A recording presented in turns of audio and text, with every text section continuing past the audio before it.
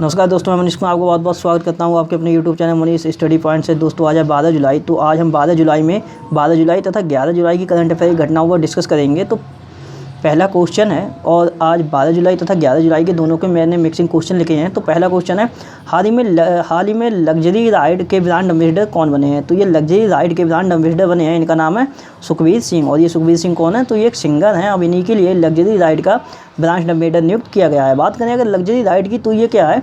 तो ये second hand जो गाड़ियाँ होती हैं, मतलब कि सेकंड हैंड की जो लग्जरी गाड़ियाँ वो जो होती हैं, उनका ये शोरूम है जिसका नाम है लग्जरी राइड। तो इसके ब्रांड एम्बेसडर नियुक्त हुए हैं सुखबीर सिंह। और ये कौन है? तो ये गायक हैं।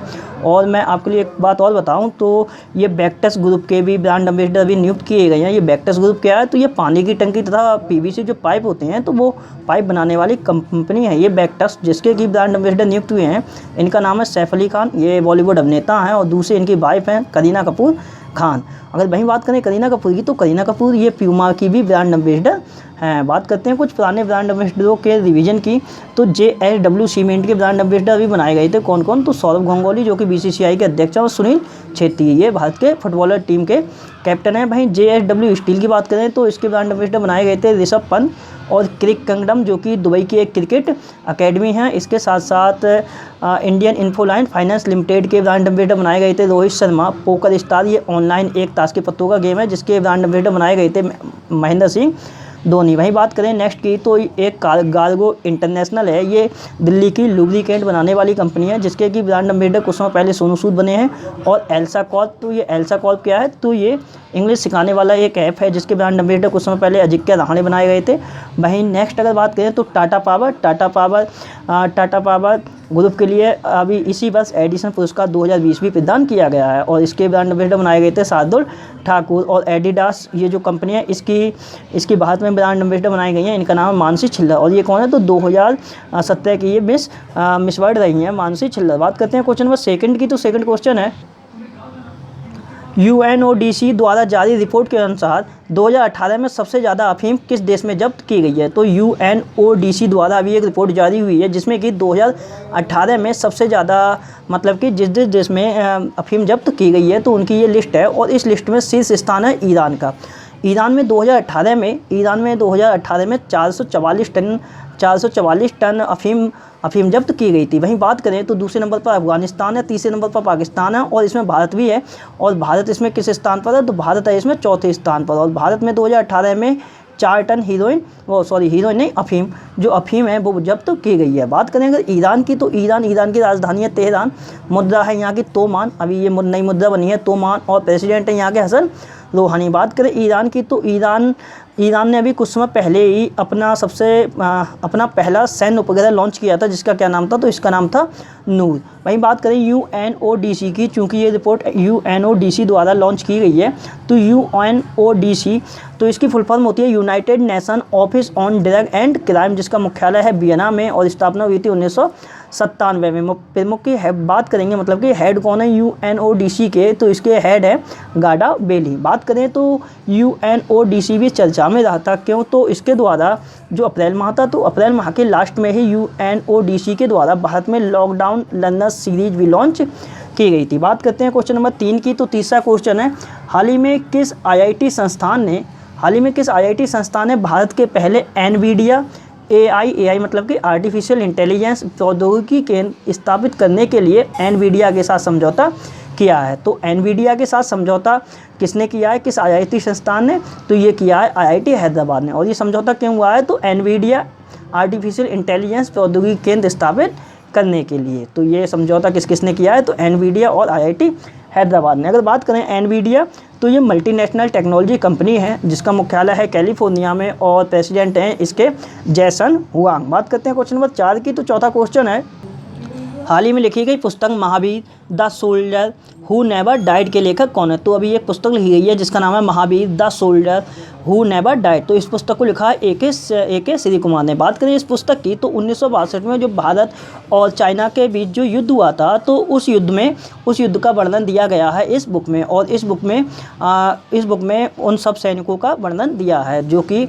इसमें अपनी अदम साहस के चलते हुए उनकी मौत हो गई थी, मतलब कि इस युद्ध में वो लोग मारे गए थे। तो उन्हीं सभी महावीर जो योद्धा हैं उन सभी का वर्णन किया गया है इस पुस्तक में, जिसका नाम है the soldier who never died. बात करते हैं क्वेश्चन नंबर 5 की। तो 5वां क्वेश्चन है, हाल ही में 2020 का EU green building leadership award किसे मिला है?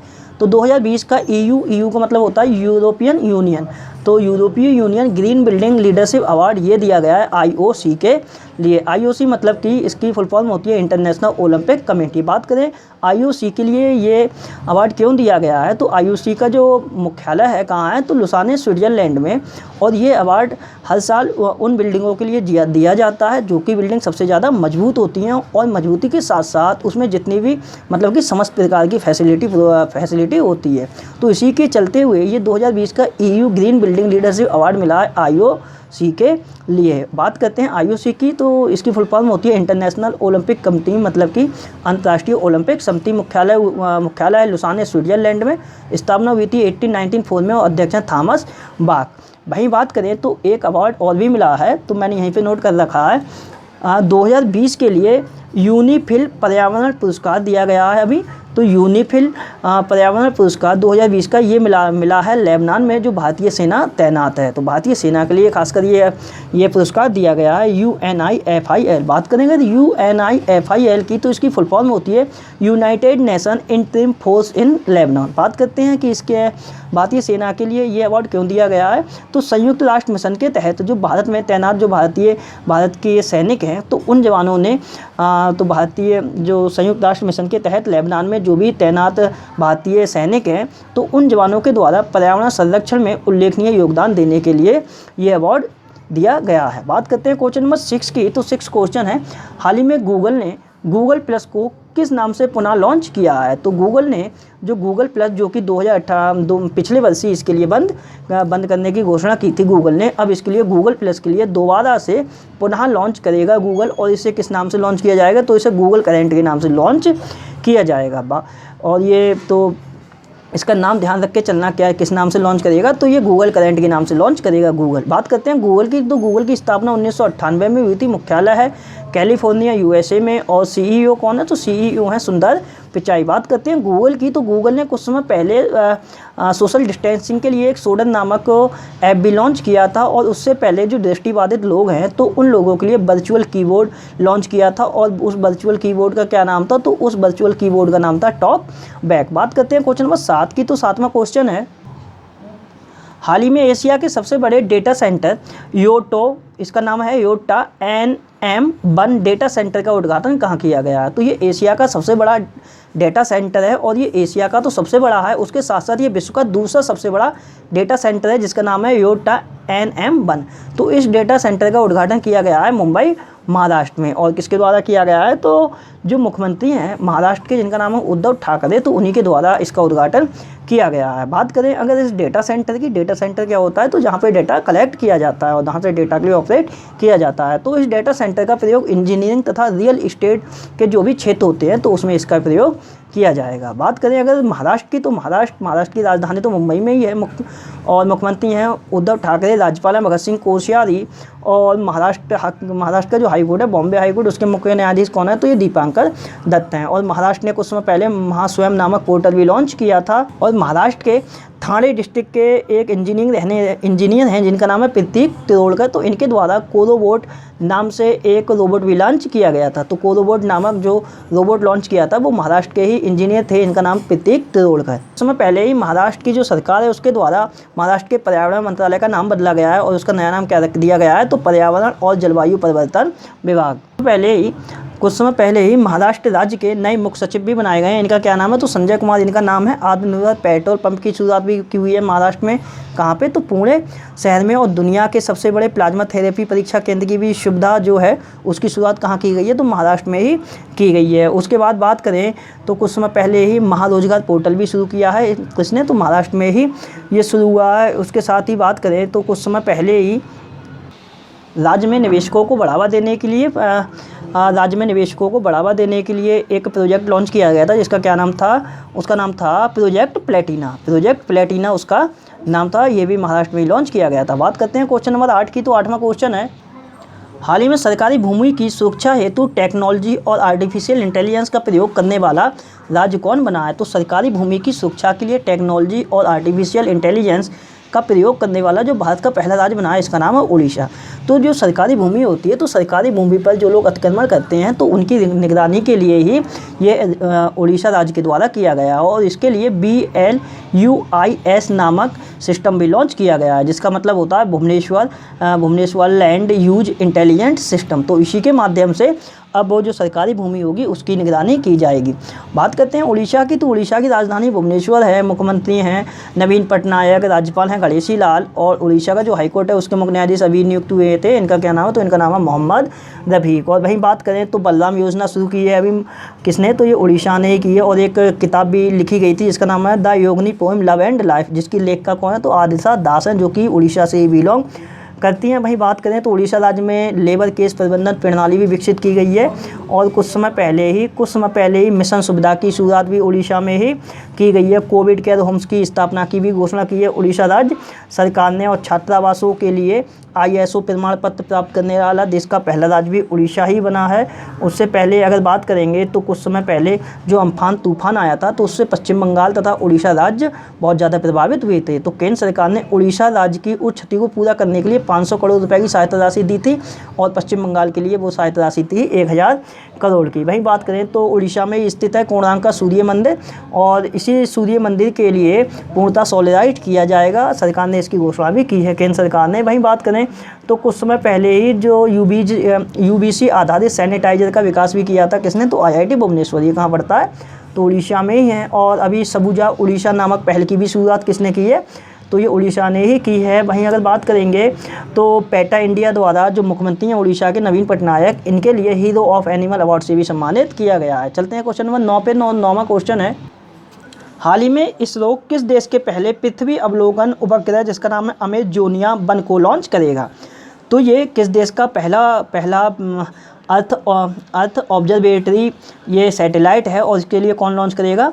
तो इसके लिए लॉन्च करेगा इसरो। और ये किस देश का पहला अर्थ ऑब्जर्वेटरी जो सैटेलाइट है ये किस देश की है? तो ये है ब्राज़ील की। तो ब्राज़ील का ये उपग्रह है जिसका नाम है अमेजोनिया और ये ब्राज़ील देश का पहला पृथ्वी अवलोकन उपग्रह है। इंग्लिश में बोलेंगे तो अर्थ ऑब्जर्वेटरी। तो इसके लिए कौन लॉन्च करेगा? तो इसरो लॉन्च करेगा। तो ये ब्राज़ील का है और इसरो इसके लिए अगस्त में लॉन्च करेगा। बात करते हैं इसरो ये भारत की अंतरिक्ष एजेंसी है जिसकी फुल फॉर्म होती है इंडियन स्पेस रिसर्च ऑर्गेनाइजेशन। बात करें स्थापना, तो स्थापना हुई थी 1969 में। मुख्यालय है बेंगलुरु में। अध्यक्ष कौन है? तो के शिवन हैं। के शिवन इसके अध्यक्ष हैं। और वहीं बात करें ब्राज़ील को, तो ब्राज़ील की राजधानी है ब्राज़ीलिया, मुद्रा है रियाल, राष्ट्रपति हैं जेयर बोल्सोनारो। और यहाँ से भी एक क्वेश्चन है कि कुछ समय पहले ही ब्राज़ील में भारत के अगले राजदूत नियुक्त किए गए थे। इनका क्या नाम था? तो इनका नाम था सुरेश के रेड्डी। बात करते हैं क्वेश्चन नंबर 10 की। तो 10वां क्वेश्चन है, हाल ही में किस राज्य के police station Nadaun police station को देश का सर्वश्रेष्ठ पुलिस स्टेशन चुना गया है? तो ये देश का सर्वश्रेष्ठ पुलिस स्टेशन चुना गया है नादौन पुलिस स्टेशन। और ये किस राज्य में पड़ता है? तो ये हिमाचल प्रदेश राज्य में पड़ता है। हिमाचल प्रदेश में एक ज़िला है हमीरपुर, इस ज़िले में ये स्थित है। एक हमीरपुर ज़िला उत्तर प्रदेश में भी है और लेकिन ये जो हमीरपुर ज़िला है यह है हिमाचल प्रदेश का, जहाँ पे ये नादौन पुलिस स्टेशन है जिसके लिए देश का सर्वश्रेष्ठ पुलिस स्टेशन भी चुना गया है। बात करें हिमाचल प्रदेश की, तो राजधानी शिमला है। समर कैपिटल इसकी क्या है? तो धर्मशाला। शिमला इसकी समर कैपिटल है और विंटर कैपिटल क्या है? तो वो धर्मशाला है। मुख्यमंत्री हैं जयराम ठाकुर, राज्यपाल हैं बंडारू दत्तात्रेय और हिमाचल प्रदेश का जो हाईकोर्ट है उसके मुख्य न्यायाधीश हैं लिंगप्पा नारायण स्वामी। और अभी 100% घरों में LPG कनेक्शन देने वाला पहला राज्य बना था कौन? तो ये हिमाचल प्रदेश। और ई पंचायत पुरस्कार 2020 के तहत प्रथम पुरस्कार विजेता ये हिमाचल प्रदेश ही रहा था। उसके साथ बात करें तो अभी पंचवटी योजना भी लॉन्च की थी हिमाचल प्रदेश ने और रोजगार उपलब्ध कराने के लिए एक ऑनलाइन पोर्टल जिसका नाम था स्किल रजिस्टर भी लॉन्च किया था हिमाचल प्रदेश ने। हिमाचल प्रदेश के नए DGP बनाए गए थे कुछ समय पहले, इनका नाम था संजय कुंडू। निगाह नामक कार्यक्रम की भी शुरुआत की है किसने? तो ये हिमाचल प्रदेश ने ही की है। वहीं मुख्यमंत्री शहरी रोजगार गारंटी योजना भी लॉन्च की है हिमाचल प्रदेश में। निःशुल्क ऑनलाइन परामर्श हेतु संजीवनी OPD पहल की भी शुरुआत किसने की है? तो ये हिमाचल प्रदेश ने ही की है। और हिमाचल प्रदेश में फगली उत्सव नामक एक त्यौहार भी मनाया गया था और एक तिब्बती नववर्ष है जिसके लिए लोसार महोत्सव बोलते हैं। इसका आयोजन जनवरी में यहाँ पे किया गया था, लोसार महोत्सव। बात करते हैं क्वेश्चन नंबर 11 की। तो 11वां क्वेश्चन है, हाल ही में इंडिया ग्लोबल वीक 2020 सम्मेलन कहाँ शुरू हुआ है? तो ये इंडिया ग्लोबल वीक 2020 जो सम्मेलन है ये शुरू हुआ है ब्रिटेन में। और इस सम्मेलन का जो उद्घाटन किया है वो प्रधानमंत्री नरेंद्र मोदी जी के द्वारा किया है वीडियो कॉन्फ्रेंसिंग के माध्यम से। और ये जो सम्मेलन है, इस सम्मेलन में 30 देशों के 5000 से ज़्यादा प्रतिनिधियों ने इसमें पार्टिसिपेट किया है। और इसकी जो थीम रही है be the revival India and a better new world. तो इस वजह से इसकी ये थीम रही है।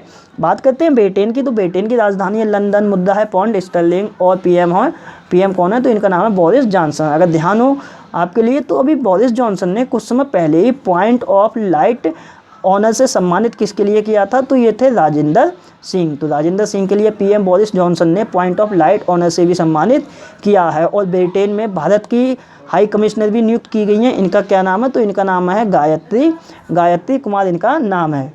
और अभी कुछ समय पहले ही ब्रिटेन की जो हेनरी हैवलॉक नाम से जो सड़क है उसका नाम भी बदला गया है। किसके नाम पर रखा जाएगा, ब्रिटेन की जो हेनरी हैवलॉक सड़क है इसका नाम गुरु नानक देव के नाम पर रखा जाएगा। बात करते हैं क्वेश्चन नंबर 12 की, तो 12वां क्वेश्चन है, हाल ही में जारी आरबीआई की रिपोर्ट के अनुसार बाजार कर्ज के मामले में कौन सा राज्य शीर्ष पर रहा है। तो आरबीआई ने अभी वित्त वर्ष 2020 और 21 की एक रिपोर्ट जारी की है जिसमें कि बाजार कर्ज से संबंधित ये रिपोर्ट है। और इस रिपोर्ट में जो शीर्ष राज्य पर रहा है बाजार कर्ज के मामले में, जो शीर्ष राज्य रहा है वो रहा है तमिलनाडु पे वित्त वर्ष 2020-21 में 30,500 करोड़ रुपए का बाजार कर्ज है। और दूसरे नंबर पर रहा है महाराष्ट्र, तो महाराष्ट्र के पास 22,500 रुपये का कर्ज है। और तीसरे नंबर पर आंध्र प्रदेश है, तो इस पर 17,000 करोड़ रुपए का बाजार कर्ज है। अगर बात करें तमिलनाडु की, तो तमिलनाडु की राजधानी है चेन्नई, मुख्यमंत्री हैं के पलानीस्वामी, राज्यपाल हैं बनवारी लाल पुरोहित और तमिलनाडु का जो हाईकोर्ट है उसके मुख्य न्यायाधीश हैं अमरेश्वर प्रताप शाही। वहीं बात करें ये रिपोर्ट आरबीआई ने जारी की है। तो आरबीआई की स्थापना हुई थी 1 अप्रैल 1935 में। मुख्यालय कहाँ है, तो मुंबई में है। और गवर्नर कौन है, तो गवर्नर है शक्तिकांत दास जो कि 25वें नंबर के गवर्नर हैं।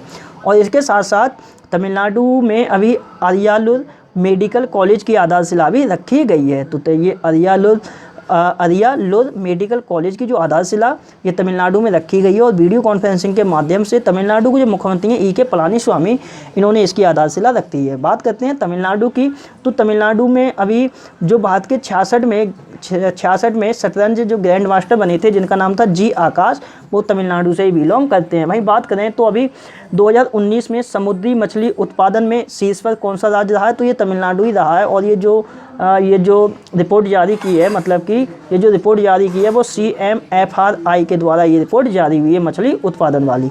वही बात करें तो जूनियर वकीलों के लिए 3,000 रुपये देने की मासिक, मतलब 3,000 रुपये मासिक स्कॉलरशिप देने की घोषणा की थी तमिलनाडु ने।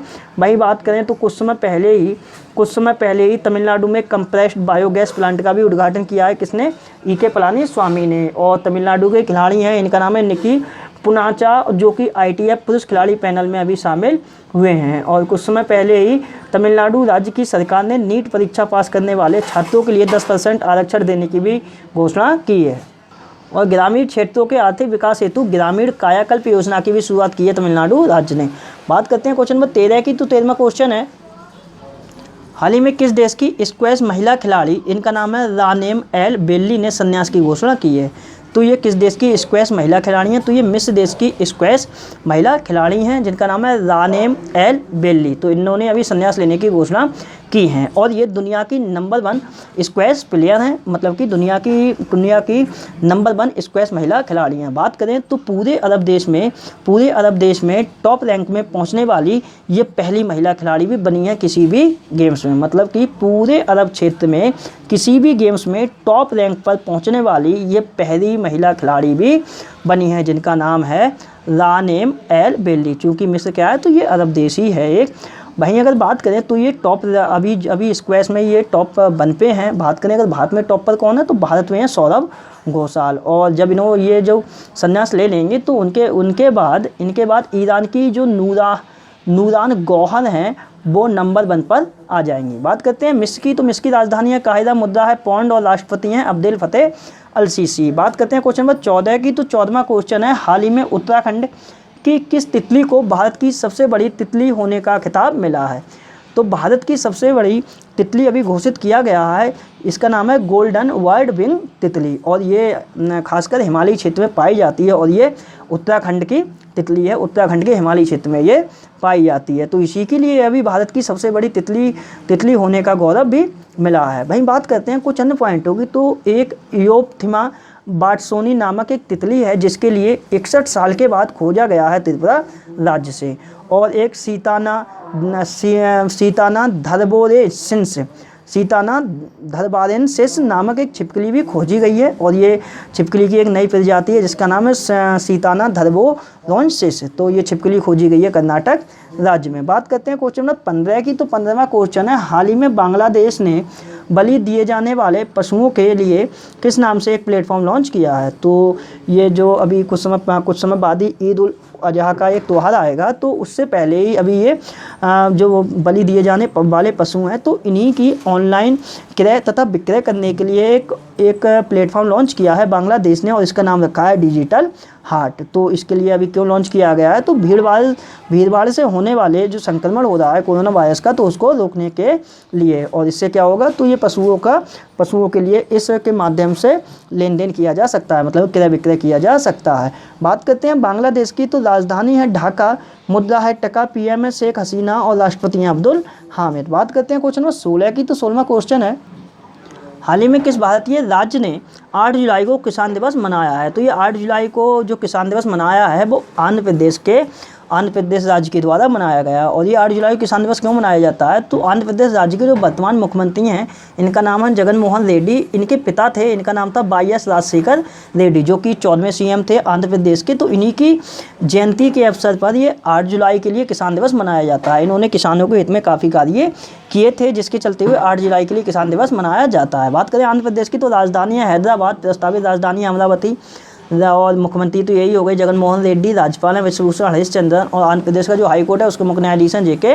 माहेश्वरी। बात करते हैं आंध्र प्रदेश की, तो आंध्र प्रदेश के अभी नए मुख्य सूचना आयुक्त भी नियुक्त किए गए हैं, इनका नाम है पी. रमेश कुमार। वहीं बात करें तो YSR काफू नेस्तम योजना लॉन्च की थी आंध्र प्रदेश ने, और कुछ समय पहले ही जो आंध्र प्रदेश का विशाखापट्टनम शहर है उसमें डीप समरसेज रेस्क्यू व्हीकल कॉम्प्लेक्स का भी उद्घाटन किया गया है। जगन्नाथ चैदोड़ी योजना भी लॉन्च की है आंध्र प्रदेश में ही, और आंध्र प्रदेश के मुख्यमंत्री के द्वारा देश का पहला ऑनलाइन कचरा प्रबंधन प्लेटफॉर्म भी लॉन्च किया गया है। वहीं बात करें तो कुछ समय पहले ही कोविड फार्मा ऐप भी लॉन्च किया गया था आंध्र प्रदेश की सरकार के द्वारा ही, और आंध्र प्रदेश की सरकार ने ही जो महिलाओं के जो स्वयं सहायता समूह होती हैं तो उनके लिए शून्य ब्याज ऋण योजना की भी शुरुआत की है। और वहीं बात करेंगे तो कुछ समय पहले ही मोबाइल हैंड वॉश सुविधा भी स्थापित की थी, कहाँ, तो ये आंध्र प्रदेश में स्थापित की गई है। पोषण अभियान को लागू करने में पहले स्थान पर रहा है आंध्र प्रदेश। और बात करें तो कुछ समय पहले ही नवरन नालू पैदलांद्रिकी कार्यक्रम भी लॉन्च किया गया था आंध्र प्रदेश में ही, और आंध्र प्रदेश राज्य की एंटी करप्शन हेल्पलाइन की ब्रांड एम्बेसडर बनाई गई हैं PV सिंधु। बात करते हैं क्वेश्चन नंबर 17 की, तो 17वां क्वेश्चन है, हाल ही में किसने अभेद द एरो शील्ड नामक संरक्षण बॉक्स विकसित किया है। तो ये अभेद द एरो शील्ड नाम से एक संरक्षण बॉक्स, मतलब कि सेफ्टी बॉक्स ये विकसित किया है किसने, तो एम्स जोधपुर के द्वारा इस बॉक्स के लिए विकसित किया गया है, जिसका नाम है अभेद द एरो शील्ड। बात करें इस बॉक्स की, तो ये जो ICU में भर्ती होने वाले जो कोविड-19 संक्रमित मरीज हैं उनके लिए तथा डॉक्टरों की सेफ्टी के लिए इसका विकास किया गया है, जिसका नाम है अभेद द एरो शील्ड नामक सेफ्टी बॉक्स, जिसके लिए विकसित किया है एम्स जोधपुर ने। एम्स मतलब कि all India institute of medical science, तो एम्स जोधपुर के द्वारा इस बॉक्स के लिए विकसित किया गया है। बात करते हैं क्वेश्चन नंबर 18 की। 18वां क्वेश्चन है, हाल ही में सितंबर 2020 में आयोजित होने वाले एशिया कप 2020 को कब तक स्थगित कर दिया गया है। तो ये क्रिकेट से संबंधित है एशिया कप, ये जो क्रिकेट से संबंधित जो एशिया कप होता है उसकी बात चल रही है।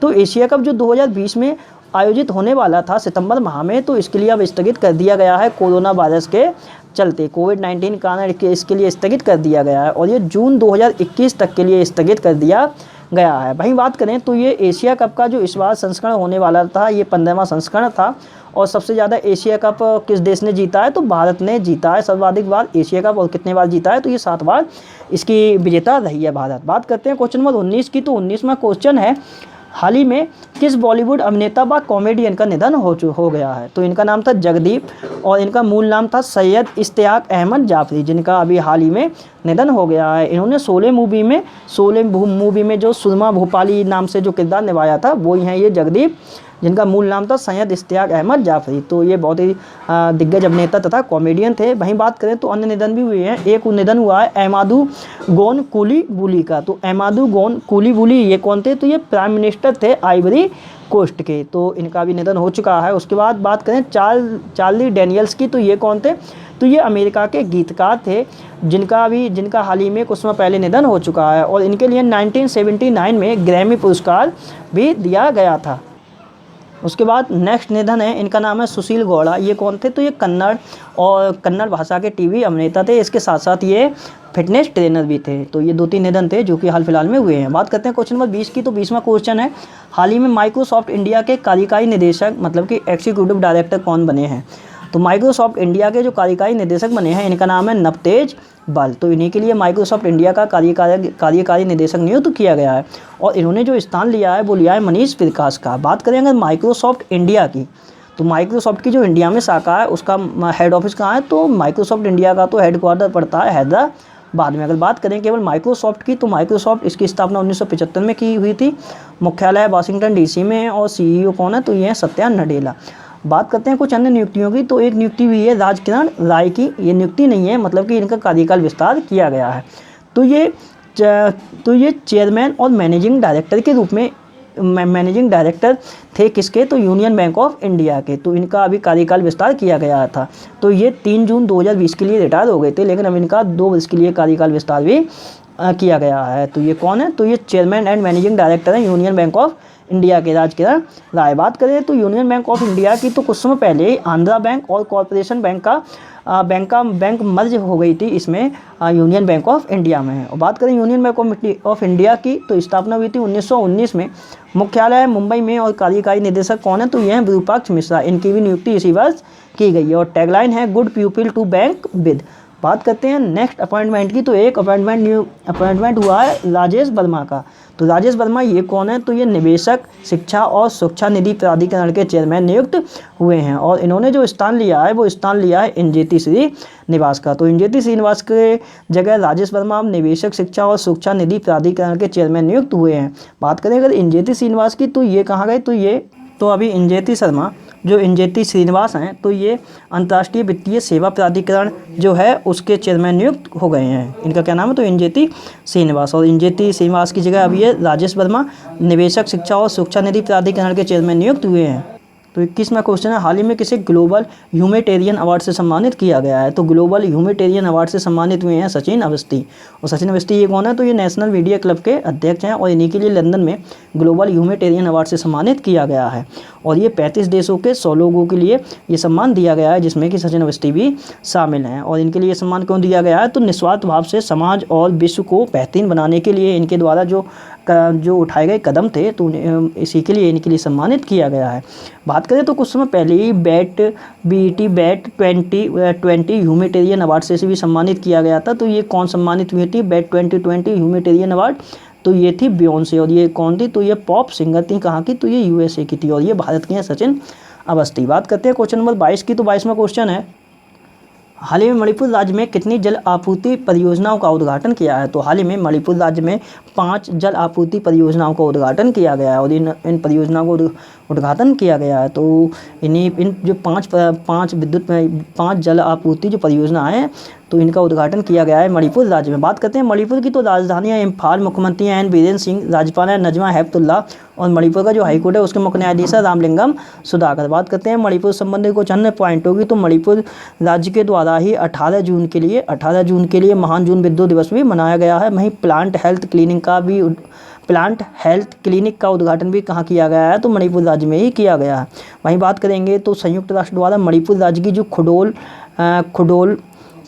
पहल के लिए कोविड-19 से लड़ने के लिए विश्व की जो 10 वैश्विक पहले थी उनमें से एक घोषित भी किया गया है। और मणिपुर के ही एलोपैथिक डॉक्टर है, इनका नाम है थंगजाम धवाली सिंह। तो थंगजाम धवाली सिंह के लिए जापान देश के ऑर्डर ऑफ राइजिंग सम्मान से भी सम्मानित किया गया है। वहीं बात करें तो मणिपुर राज्य के काले चावल जो होते हैं, जिनके लिए चा खाओ के नाम से जानते हैं, उनके लिए कुछ समय पहले GI टैग भी प्रदान किया गया है। फूड बैंक नामक पहल की भी शुरुआत मणिपुर में ही की गई थी। और वहीं बात करें तो कुछ समय पहले आगान फोग हुनबाग कार्यक्रम का भी आयोजन मणिपुर राज्य में ही किया गया था। बात करते हैं क्वेश्चन नंबर 23 की। तो 23वां क्वेश्चन है, हाल ही में किस संगठन की रिपोर्ट के अनुसार कोविड-19 के कारण वैश्विक पर्यटन में 3.3 ट्रिलियन डॉलर की गिरावट आ सकती है?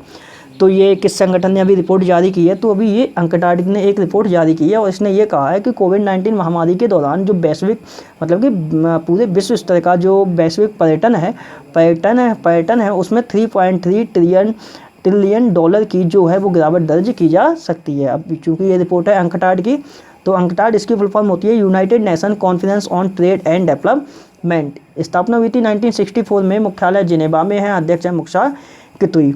और कुछ समय पहले ही तकरीबन अप्रैल माह के लास्ट में अंकटाड ने एक रिपोर्ट और भी जारी की थी, जिसमें घोषणा की गई थी अंकटाड के द्वारा कि अंकटाड ने यह घोषणा की थी जितने भी विकासशील देश हैं उन देशों का 1 ट्रिलियन डॉलर से ज़्यादा का जो ऋण है वो माफ़ कर दिया जाएगा। बात करते हैं क्वेश्चन नंबर 24 की। तो 24वां क्वेश्चन है, हाल ही में इंस्टाग्राम ने किस नाम से एक शॉर्ट वीडियो फीचर लॉन्च करने की घोषणा की है? तो इंस्टाग्राम ने एक शॉर्ट वीडियो फीचर लॉन्च करने की घोषणा की है। तो इसका नाम क्या रहेगा? तो ये इसका नाम रहेगा रील्स।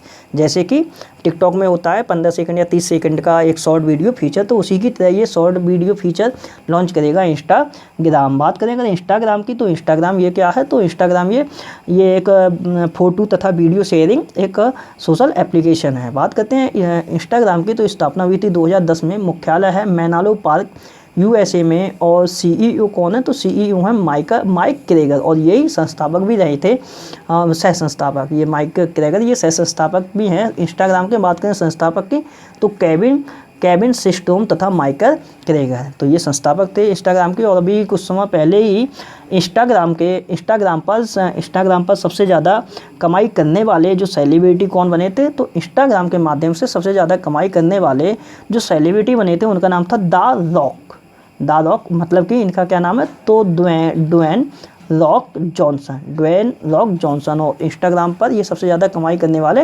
व्यक्ति बने थे। इन्होंने काइली जेनर के लिए पीछे छोड़ा था। बात करते हैं अंतिम क्वेश्चन की। तो अंतिम क्वेश्चन है, हाल ही में आयोजित क्लाइमेट एक्शन पर वर्चुअल सम्मेलन के चौथे संस्करण में भारत का प्रतिनिधित्व किसने किया है? तो क्लाइमेट एक्शन पर अभी चौथा वर्चुअल सम्मेलन हुआ है, जिसमें कि भारत का जो प्रतिनिधित्व किया है वो किया है केंद्रीय पर्यावरण मंत्री प्रकाश जावड़ेकर के द्वारा। तो ये वैश्विक लेवल पर ये एक वर्चुअल सम्मेलन किया गया था, जिसमें कि भारत की तरफ से प्रतिनिधित्व किया था केंद्रीय पर्यावरण मंत्री प्रकाश जावड़ेकर ने। बात करते हैं जो पिछले दिन में मैंने आपसे क्वेश्चन पूछे थे उनके आंसरों की। तो पिछले दिन मैंने आपसे पहला क्वेश्चन पूछा था, तो पहला क्वेश्चन था भारत के 66वें शतरंज ग्रैंड मास्टर कौन बने? इसका आंसर था जी आकाश। दूसरा क्वेश्चन था ऑस्ट्रेलिया ग्रांड प्री 2020 ये फार्मूला 1 रेस थी, ये किसने जीती है? तो वाल्टेरी बोल्टास ने। तीसरा क्वेश्चन था लोन इन सेकंड सेवा की शुरुआत किस बैंक ने की है? इसका आंसर था यस बैंक। चौथा क्वेश्चन था 100% घरों में LPG कनेक्शन देने वाला भारत का पहला राज्य, ये हिमाचल प्रदेश है। पाँचवा क्वेश्चन था नेकरा सम्मान योजना, ये बुनकरों के लिए चलाई गई है कर्नाटक राज्य की सरकार के द्वारा। और छठा क्वेश्चन था ओफेक 16 नामक स्पाइस सैटेलाइट किसने लॉन्च किया है? तो इजराइल। और सातवां क्वेश्चन था एशिया का सबसे बड़ा सोलर प्लांट किस राज्य में स्थापित किया गया है? तो ये मध्य प्रदेश के रीवा जिले में स्थापित किया गया है। कितने मेगावाट का है? तो 750 मेगावाट का है। आठवां है भविष्य नामक सेविंग अकाउंट स्कीम किस बैंक ने शुरू की है? तो इसका नाम है फिनो पेमेंट बैंक। नौवां क्वेश्चन था महारोजगार पोर्टल की शुरुआत ये महाराष्ट्र राज्य के द्वारा की गई है। और लास्ट क्वेश्चन था अंतर्राष्ट्रीय वित्तीय सेवा केंद्र प्राधिकरण के पहले चेयरमैन कौन बने? तो इनका नाम है NJT श्रीनिवास। और आज से आपके लिए पहला क्वेश्चन है सेलफोन नामक मोबाइल ऐप किस राज्य के द्वारा लॉन्च किया गया है? दूसरा इंस्टाग्राम पर सर्वाधिक कमाई करने वाले सेलिब्रिटी कौन बने हैं? तीसरा क्वेश्चन बताना है दक्षिण पूर्व एशिया में खसरा तथा रूबेला मुक्त होने वाला पहला देश कौन बना है?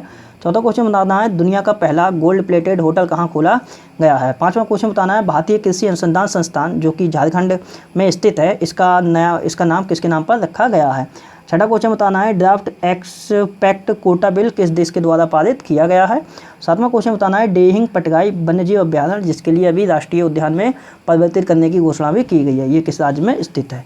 तो दोस्तों ये थी आज से संबंधित सारी करंट अफेयर घटनाएं। तो आज कोशिश की है मैंने कि 12 तथा 11 जुलाई की जितनी भी करंट अफेयर थी वो सब मैंने इसमें कवर कर लिया। अगर कोई भी 1 या 2 क्वेश्चन छूटा होगा तो वो आपके नेक्स्ट डे में कवर कर लिया जाएगा। मेरे द्वारा अगर बनाई हुई वीडियो अगर आपके लिए पसंद आती है तो मेरे चैनल मनीष स्टडी पॉइंट के लिए लाइक करें, शेयर करें, सब्सक्राइब करें। वीडियो को टाइम देने के लिए बहुत बहुत धन्यवाद। आपका दिन शुभ हो।